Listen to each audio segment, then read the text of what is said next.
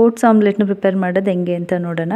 ಇದು ಡಿನ್ನರ್ಗೆ ಅಥವಾ ಬ್ರೇಕ್ಫಾಸ್ಟ್ಗೆ ಪ್ರಿಪೇರ್ ಮಾಡ್ಕೋಬೋದು. ಅದಕ್ಕೆ 1 ಕಪ್ ಓಟ್ಸ್ನ ತಗೊಂಡು ಪೌಡರ್ ಮಾಡ್ಕೊಬೇಕು, ಫೈನ್ ಪೌಡರ್ ಮಾಡ್ಕೊಬೇಕು. ಅದನ್ನು ಒಂದು ಪಾತ್ರೆಗೆ ಹಾಕ್ಕೊಂಡು ಅದಕ್ಕೆ ನೀರು ಮತ್ತು ರುಚಿಗೆ ತಕ್ಕಷ್ಟು ಉಪ್ಪು ಹಾಕ್ಕೊಂಡು ದೋಸೆ ಬ್ಯಾಟರ್ ಕನ್ಸಿಸ್ಟೆನ್ಸಿಗೆ ಮಿಕ್ಸ್ ಮಾಡ್ಕೊಬೇಕು. ಮಿಕ್ಸ್ ಮಾಡಿ ಒಂದು 10 ನಿಮಿಷ ರೆಸ್ಟ್ ಮಾಡೋಕ್ಕೆ ಇಡಬೇಕು. ಅದಕ್ಕೆ ವೆಜಿಟೇಬಲ್ಸ್ ನಮ್ಗೆ ಯಾವ್ದು ಬೇಕೋ ಅದನ್ನು ಹಾಕ್ಕೊಬೋದು. ನಾನಿಲ್ಲಿ ಈರುಳ್ಳಿ ಮತ್ತು ಕ್ಯಾರೆಟ್ ಹಾಕ್ಕೊಂಡಿದ್ದೀನಿ. ನೀವು ಕ್ಯಾಪ್ಸಿಕಮ್ ಕೂಡ ಹಾಕ್ಕೊಬೋದು, ಚೆನ್ನಾಗಿರುತ್ತೆ. ಕೊತ್ತಂಬರಿ ಸೊಪ್ಪು ಕೂಡ ಹಾಕ್ಕೊಬೋದು. ಖಾರಕ್ಕೆ ನಾನಿಲ್ಲಿ ಪೆಪ್ಪರ್ ಪೌಡರ್ ಆ್ಯಡ್ ಮಾಡ್ಕೊಂಡಿದ್ದೀನಿ. ಹಸಿಮೆಣ್ಸಿನ್ಕಾಯಿ ಕೂಡ ಆ್ಯಡ್ ಮಾಡ್ಕೊಬೋದು. ಅದಕ್ಕೆ ನಾನು 4 ಮೊಟ್ಟೆನ ಆ್ಯಡ್ ಮಾಡಿಕೊಂಡು ಚೆನ್ನಾಗಿ ಮಿಕ್ಸ್ ಮಾಡ್ಕೊತಾ ಇದ್ದೀನಿ.